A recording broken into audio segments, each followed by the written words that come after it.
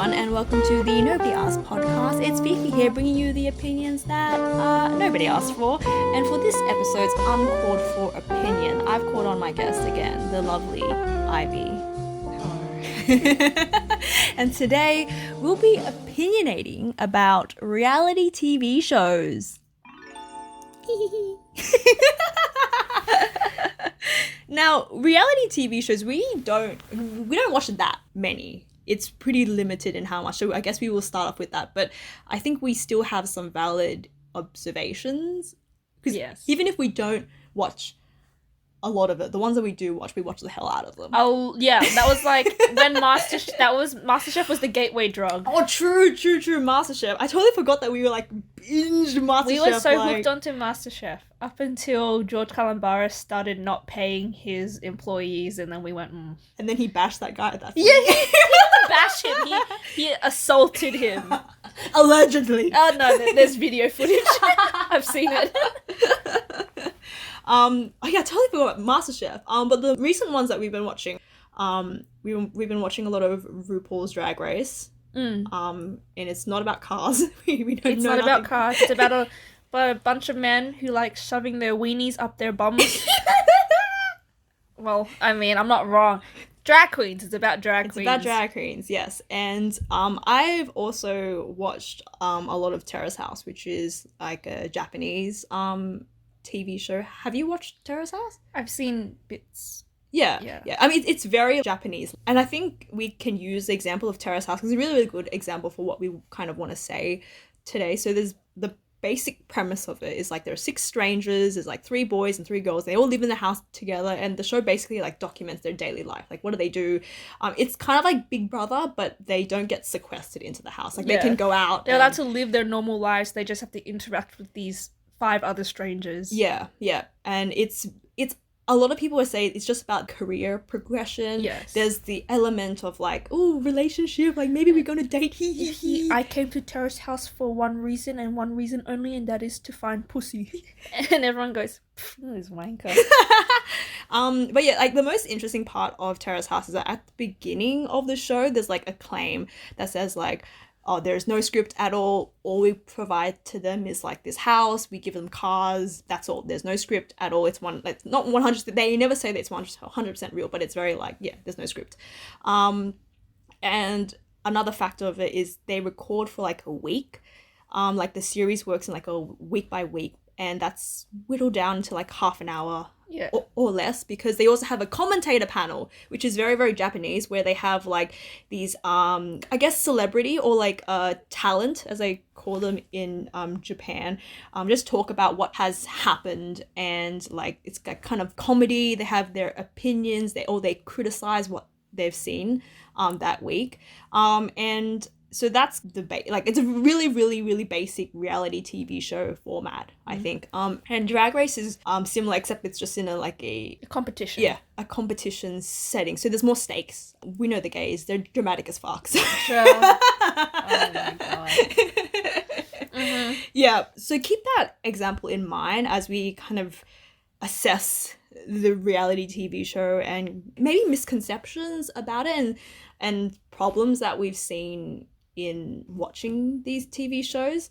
So like, I guess the first thing I want to talk about is the term reality, right? Obviously they use it because it's like, it's real. Yes. And we're supposed to say like, oh, this is part of reality that's shown. And even if it's not real, for like, even just for a little bit, you kind of like accept that like, the narrative that you're being presented with is real, and that you are told and you believe that these people are real and that they behave the way that they normally would, but we often forget that it is a narrative being sold to us. Yeah, exactly. And I remember like when I first watched Australian Idol and the credits rolled, I think I was like 8 years old, and I saw there was like a producer and a director, and I was like, Dad, how can there be a producer and a director? This isn't a movie. No, of course, none of this is real. And that was my dad at 8 years old, shattered everything.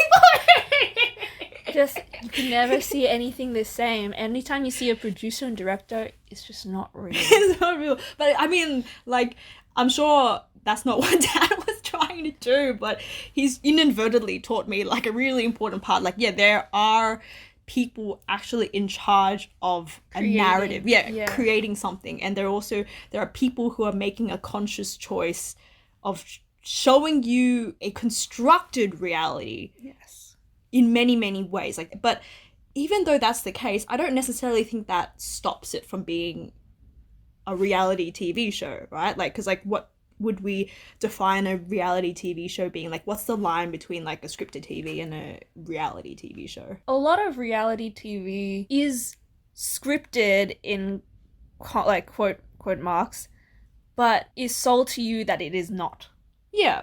Well, I think the level of scripted, when I say the word scripted, I'm thinking of line by line. Maybe there's some ad lib, but line by line scripts, there's people say certain things, there's a certain way that you're supposed to react. And also the people are aware of this, right? They're aware of, they're very conscious of there is a script and we have to follow a script. And that's what I would categorize as a scripted TV show, right?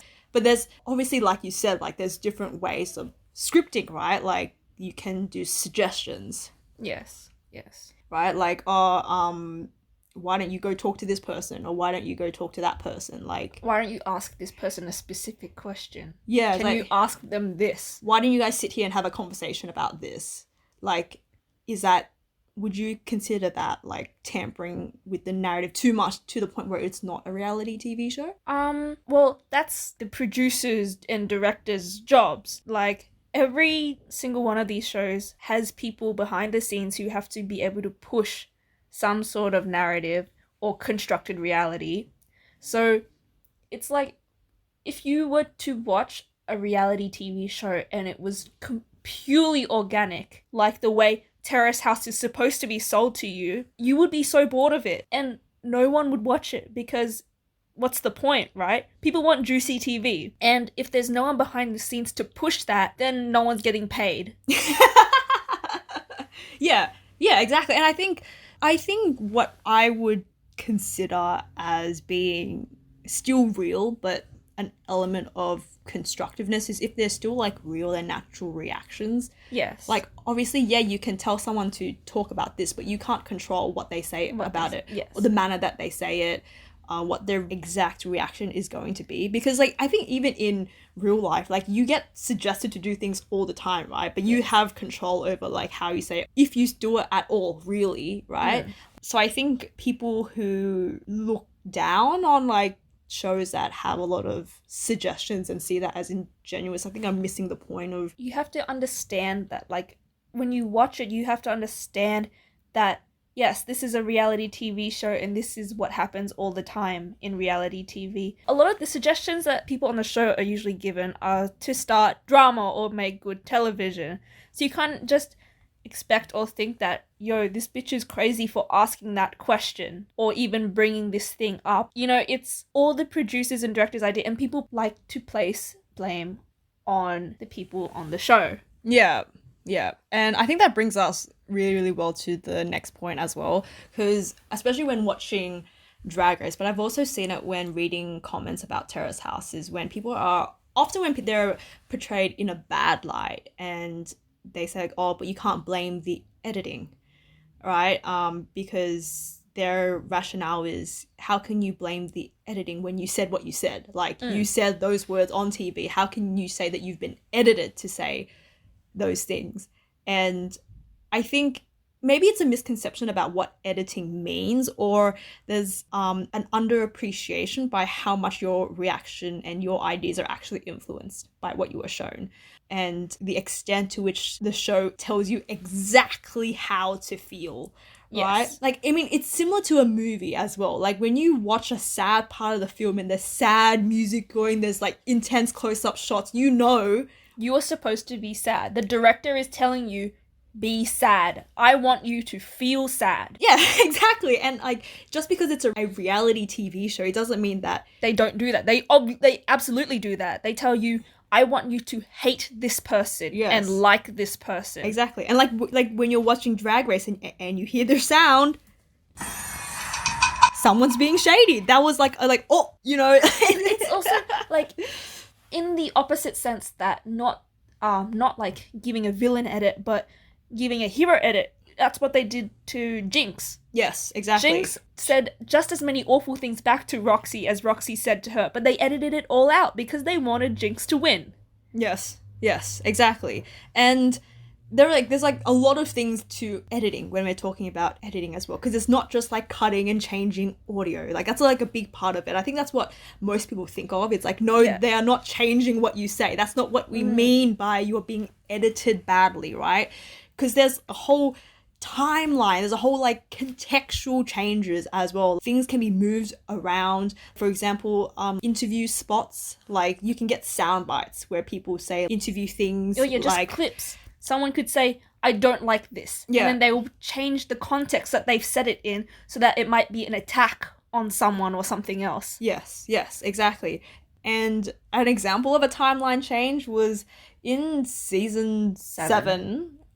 There was an eliminated contestant in Drag Race, and so she had already been eliminated. And then the next episode, we see her. She's there.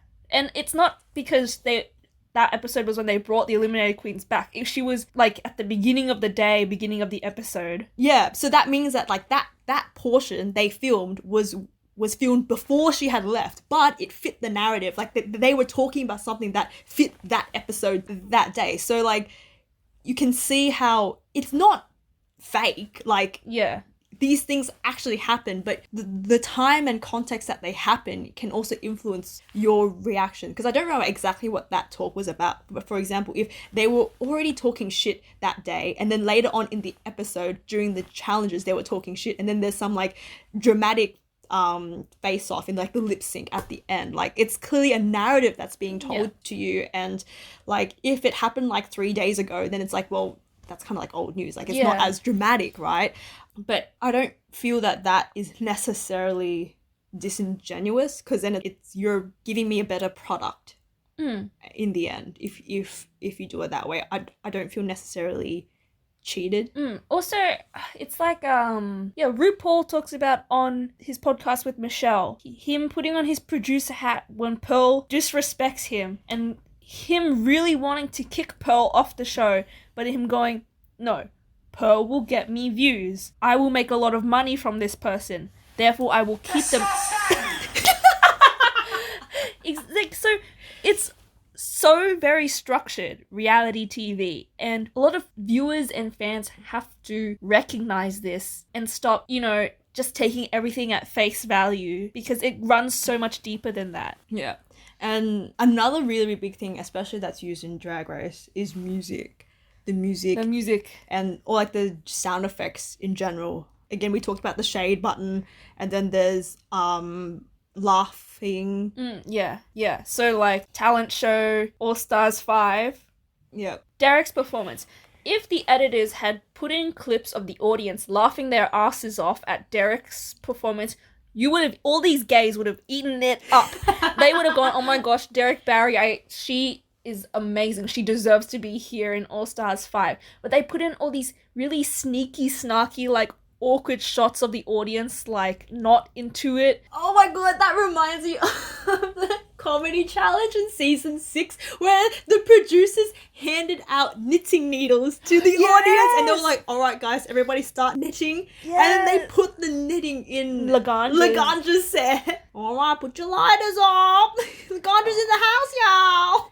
It's kind of like your vagina. But yeah, like things like that, I think it's just, a recognition of what editing really means and what editing really, really does. Drag Race is a really, really good example, I think. Because, alright, let's say that Drag Race didn't have any drama. The seasons where there were no drama, people were like, oh, this is boring. So boring. Not a good season. What's a season that people don't like? People didn't like season 8. Yeah, that's right. Yeah, that's Bob's season, right? Yeah. Yeah, there was really no conflict other than, like, I guess Acid Betty. And Bob and Derek. And Derek and Naomi. But that was, Derek and Naomi was only for, like, a short two episodes. And it was a lot more playful. Yeah. Like, I'm sure they tried to generate, I'm sure, like, they blew up the whole Bob and Derek thing as an actual thing. You can see in Bob's face, like, he, like, does not give a shit. Bob does not give a fuck. Everything is just a game to Bob. Right? When we're shown something like natural, not dramatic, not overly created and structured, fans are like, oh, so boring. This Nothing was such happened. a shit season. Right? Yeah, but when you are given good TV, which is when all the drama happens and that's what all the gays want, they go, I'm going to send personal attacks to this and I will bully this person. What the fuck? Like, my mind is just, like... What? Yeah, so it's just like, okay, do you want TV or do you not want TV? Like, it's a clear disconnect. Like, if you want good TV, you have to accept that what you're being shown may not necessarily be 100% Not the whole truth. Not the whole truth, exactly. Because it goes back to what we said about the selection, right? Like, how much do they film? How much do you actually get shown? And also, like, these people are clearly picking the best stuff for you, right? Do you want to be shown everything? Like, I don't think so. I do not think so. So, yeah, it just... bit of a primal rage. A recent example of my anger, like a lot of reasons, like this news was really, really shocking for me.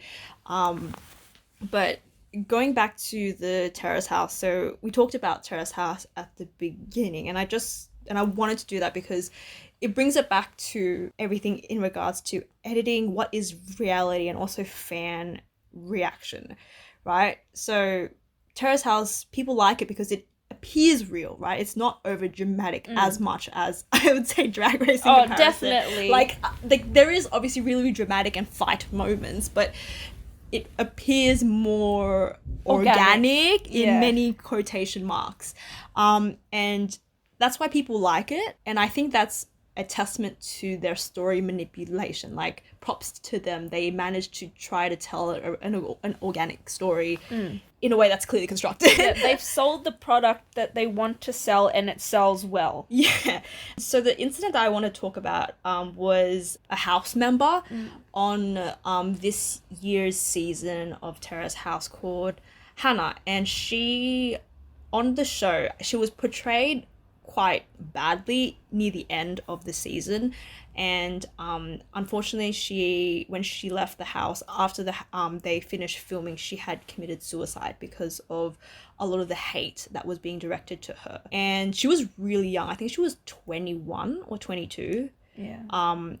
So when that came out, there was a lot of backlash, and a lot of things came out about the show, like other house members coming out, and also her mother came out and showed like text messages between her and her daughter about how the show was created, right? And so in this, the information came out that the producers had suggested a lot of actions to her, and the actions that the producers selected were the ones that the fans had problems with, the ones that they criticized her for. Yeah, so in particular, like she had like a fight with another house member, and the producers had instructed her to hit him.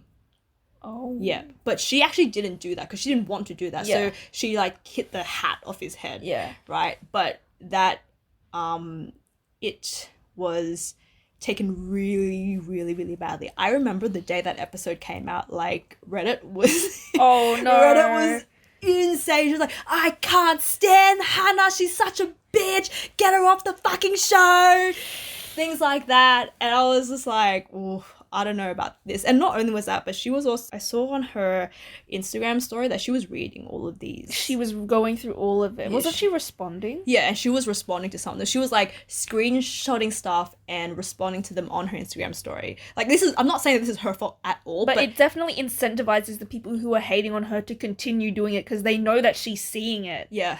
So it's like a whole snowball effect, right? So a lot of things happened because of this. So one of the things was that the fans felt cheated by the show. They were like, this is so disingenuous. You said that there's no script. You said there's no fucking script. And I mean, how dare you? They didn't lie. And that's the thing. That's what I always say. Like, one of my friends that I watched this show, I will not name names. It was... So you know he's an... His words. I remember I wrote this down because I was like, I need to talk about this because I'm fucking fuming. I'm fucking mega fucking fuming. I'm mega fucking fuming. Like, he said, if it's not real, then they shouldn't make a claim at the beginning of every episode that it's not real. And because they do that, it is completely their fault, all this backlash that they're getting. And I'm like, look, sis. Mama, this is garbage. Okay, like, they never said it was real. They just said there is no script. That is correct. There is no script. There is no script. The people are not actors. They are not told specifically, like, yes, these are the exact words I want you to say. They do suggest these things to the people living in the house, but what are they going to do if you don't do it? Allegedly, there was, like, breach of contract, but there's no direct evidence of that. Right. A lot of house members have said that they do suggestions. Yeah. But there's nothing wrong with that. I mean, like, yes, please do suggest. Because Yeah. I know these 6 people are just going to sit in the house and do fucking fuck all if you do not suggest things to them. Like, right? as if everybody has pillow talk every night with their girlfriend, you know? Do you like this boy? Did you take him on the date? How was the date? Did you kiss her and touch her? Did you hold hands? Oh no, I could never hold hands. I'm not that type of grill. Oh, I would never show my pussy on the first date. I'm not that type of girl. The thing is, right, like, so what do you want them to do? Do you want them to say, it's all fake, we told them to do this? Like, that's not the product that they are selling. You will not buy what they are selling. Like when you watch a horror film and you're like, this is based on true Yeah, events. if you watch Paranormal Activities, like, the footage is all real. Blair Witch Project, this is all real found footage. Like, is it supposed to enhance the effect if they say, oh yeah, it's all fake, don't worry. Like, you, as the consumer, know that there is no Blair Witch living in these woods, okay? These 3 students did not get murdered and did not disappear. You know that it is fake. It is fake. You, the consumer, watching a horror movie, you know it is not real. Therefore, when you, the consumer, watching a reality TV show, should also know that it is not. Like, just because it's not real, it shouldn't take away your enjoyment. Yeah. Of it as well, like, because there's a lot of people who came out and said that, oh, you know, I can't support what Terrace House is doing anymore, I can't watch it in good faith because it's just, yeah, like, you know, the whole, I feel so cheated by what they did. But it's like, I feel like you can probably even enjoy it better knowing that it's not real, right? Because you kind of, like, for example, you and I, when we watched Drag Race, wow, that edit right there, you know, that kind of, but I think maybe it's more like a meta enjoyment in terms of enjoying the filmmaking of it. Oh wow, we're so big brain. You wouldn't understand, you small brain people who only enjoy it if you think it's real. I'm sorry. Oh no. You have to leave that in. Anyway. Spotify, please don't take down my show.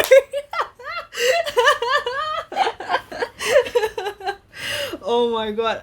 But like, I don't think it necessarily takes you out of the enjoyment, because even then there's always like maybe like a suspension of disbelief as well when you watch it, that you can just take into it, like, there's a narrative being shown to me and I can entertain the chance that it might be real. Yeah, y'all play video games, you know the term immersion, you know? Oh, I'm so immersed in this game. I hate when they break the 4th wall. I am so suddenly not immersed. It's the same thing.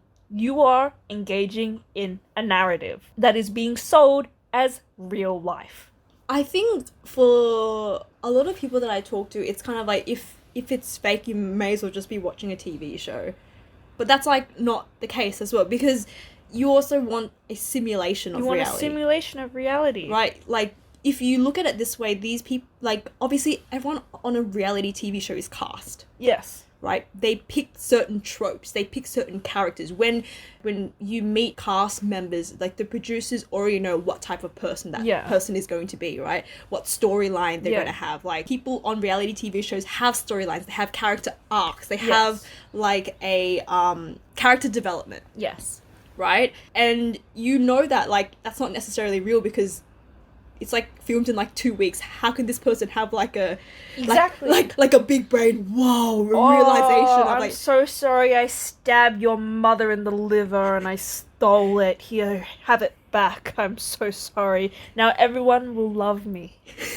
I I have a deep realization and reflection of everything that has been going on in my life. I have lived 30 years of my life, but 3 days with you strangers has made me realize that I have become a better person. Also,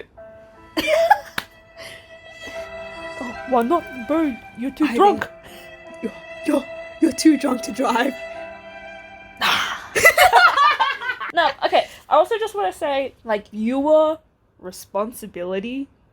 Okay, this is another good segue because the terrace house incident, there's I'm not sure if this is still going on, but there was rumors that the mother would be suing the TV company, claiming that the TV show had like failed to protect her daughter and like their actions basically led to this. And there's also the fan outrage against the show as well that I mentioned before. There's like some criticism of the fan base itself, but it's not as much as the fact that and the show is actually cancelled now completely. They had 2 more episodes left, and like it's completely cancelled. And yeah, like, is it really the show's fault? And some people have pointed to the fact that it might be the commentators' fault specifically, because they're the ones that, like, Terrace House is really smart in the terms of not only can they like edit this scenario, this narrative, but like they also have commentators literally telling you how to feel. Yes, a lot. Yeah, clips I have seen, it's very like they cut to the commentators and the commentators say, "This is how I feel. This is how we collectively all feel. And if one of us has a different opinion, we're going to argue and tell them why what they think is wrong and how we are directing the way the audience should think and feel." And like they'll mention things like, "Oh, isn't this such a sleaze bag?" Like, "Oh, isn't this person such a bitch?" And then we'll just make fun of them for being a bitch. It's like, if you didn't think that character was a bitch before, you definitely do now. Yeah. Obviously, this is not, like, for everyone. Like, this is not, like, just because you disagree with the commentators doesn't mean that the influence is not there. Yeah. Right? Like, you're still clearly being told what to think and feel. Yes. So that takes it back. Like, is it actually the show's fault? Or do we put the blame on viewers who don't really appreciate the reality TV show format in terms of the construction of it? Because obviously we have the fans who went out and attacked Hannah, but also obviously all the other times of reality TV shows, people going and attacking that person. Whose blame is it? I don't think it has to be one single person or entity's fault.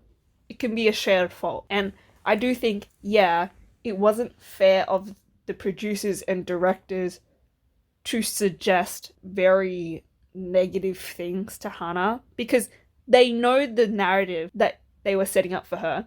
They should know and understand the backlash they would get for it, and they just obviously didn't plan or think that it would cause for her to commit suicide, which is, I think, irresponsibility on their part.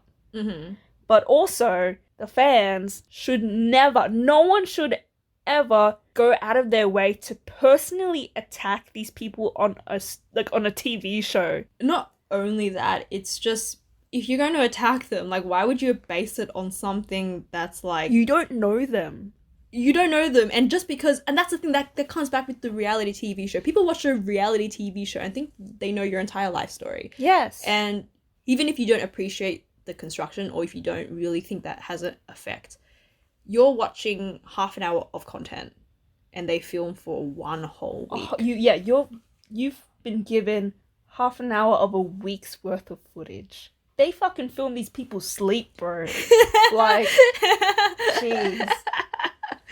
Right? But I think, I don't know, back on what you said about, like, it was irresponsible for them for the narrative. So do you think that these TV show producers should, like, sacrifice good content and good story, keeping in mind that this might have a backlash on the person? Or do you think the person actually accepts full responsibility of that when they go on a TV show? I think there needs to be a middle ground. Yeah. Like, obviously the person who's going on the show needs to understand that, I'm going on a reality TV show. I'm going to be given a character arc. I'm going to portray a specific narrative about myself, right?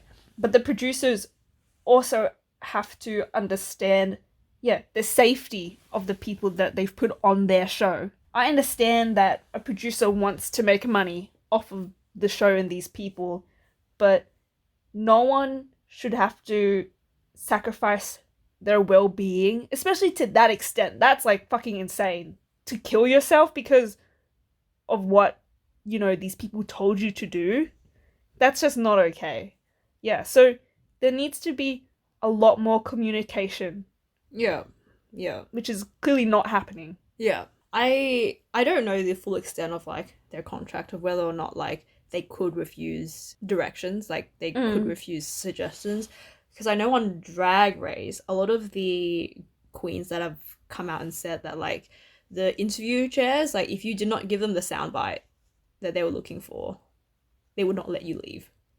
Right? So it's like there's a situation where they did have to say certain things to be in that narrative. Like, is that considered, like, disingenuous? Would you feel that, like, as a ethical consumer, you're like, oh, I don't know. I think the best way to handle those kinds of situations is just pull a Willem. Give them the bare minimum. Absolutely not. Like, you've given it to them. What do they have? Nothing. Like, oh my god, I can't stand her. The hardest part of this challenge is not telling everyone that I'm going to win. I'm gonna win! Like, I feel the way that Willem has handled the situations that producers have tried to force her into to push her narrative. Yeah, I think also Willem was in an earlier season 4. I think they've probably upped the... Yeah, definitely. Up the coercion. Since then, because I think in a really unique sense, and this is what I respect her for immensely, right? How much she was able to control her narrative on that TV show. But I know that in other years, to prevent that, the producers have been a bit more, like, heavy-handed on, like, you need to say this. Yeah, you have. On Willem's podcast, she mentioned that another queen had said that the producer said, if you don't give me this soundbite, I have 9 other girls who will. I don't know if that's, like, a direct threat. It's a really light balance, but also we get really, really good TV. Would we still watch, like, would I still watch Terrace House if it wasn't those, like, dramatic parts? Because those, looking back on the scenes that I enjoy most from Terrace House, they're probably completely all constructed, or at least heavily suggested, right? Or, like, this, like, natural, like, good morning, how you doing? None of that. Get rid of it. How was work today? Don't give a shit. I don't care. Will you take a bath with me? Yes! Oh my god, there's this one season where these 2 guys take a bath together because one of the guys, like, I am not sure if gay or not. Yeah. And then he's like, would you like to take a bath with me? And I'm like, oh! I remember that. Clearly. Who the fuck says that? And, like, I'm not that type of Japanese boy. I would never just, like, outright ask another boy to take a bath with me. What if he sees my wee-wee? Like, Yes, like, maybe because I don't personally ever attack anyone on social media, so that's why, for me, I'm just like, give me all the content. But, like, why would anyone ever feel the need to go out of their way to say hurtful things to someone? Like, especially in this context, reality TV. Yeah, like, I think that's, like, a whole nother conversation about, like,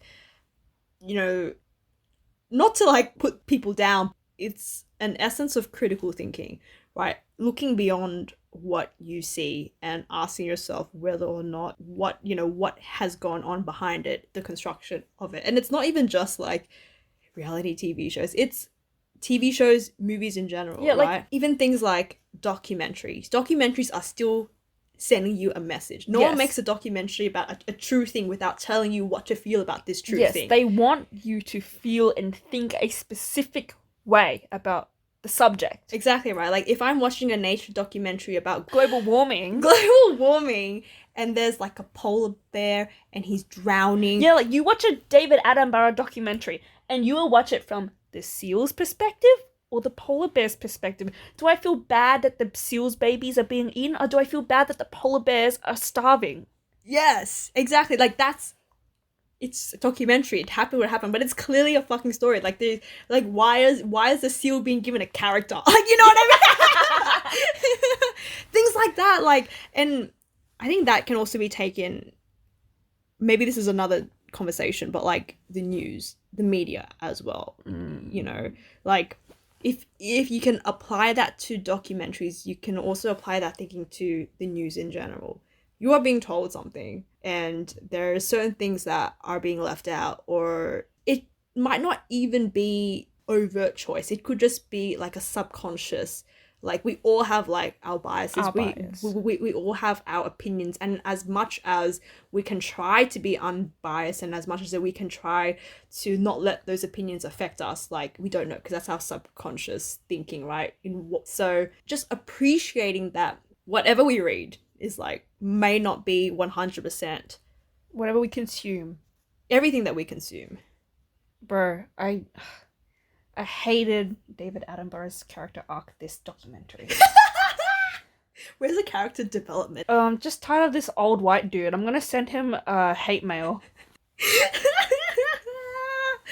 No. I'm gonna say his name without the sir.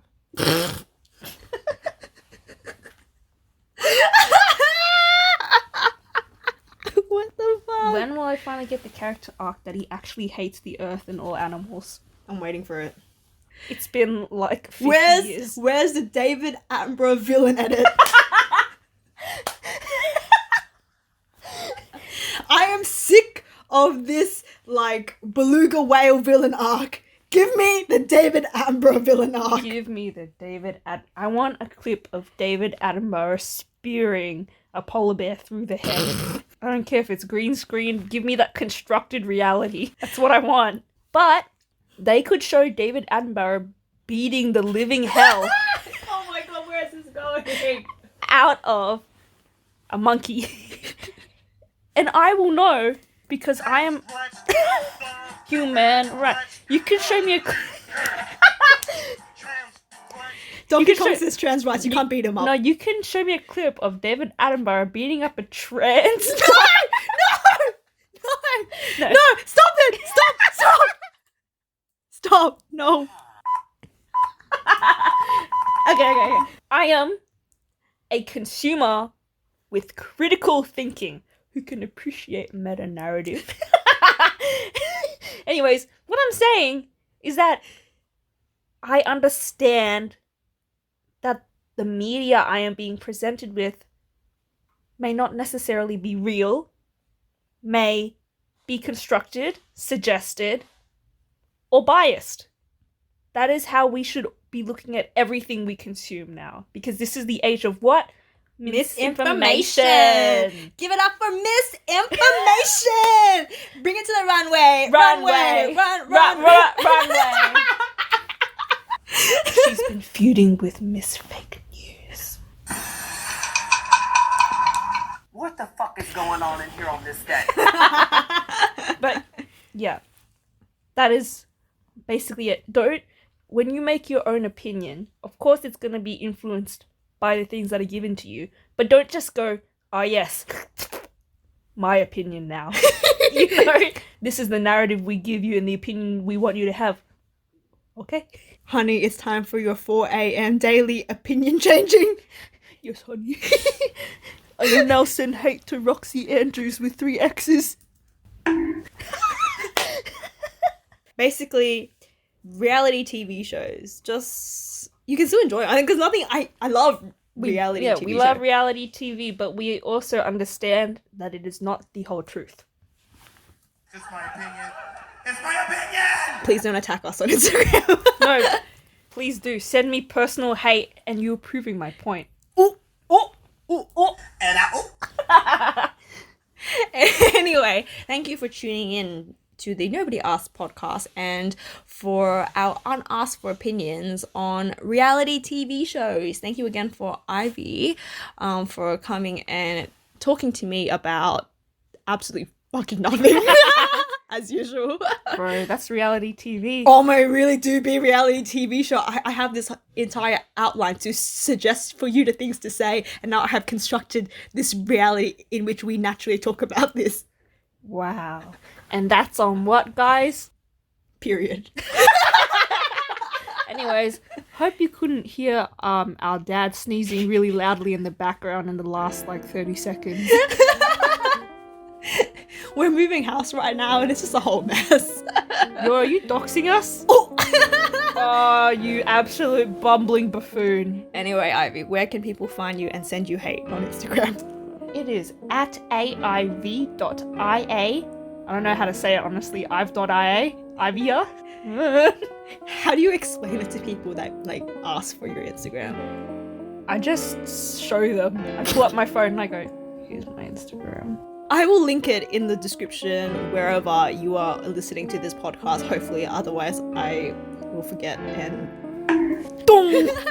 And while nobody asked for our opinions, we are asking for yours. So if you have any comments, questions, queries, violent objections, or hate mail, Send us hate mail. you can join the conversation. So you can send us an email at nobodyasked.pod@outlook.com, or you can follow us on Instagram at nobodyasked.pod, where we will upload our highlights, and you can also get notified when and where a new episode comes out. Hopefully I will link these in the description as well. Well, who knows? What if it's all just constructed reality? Bye.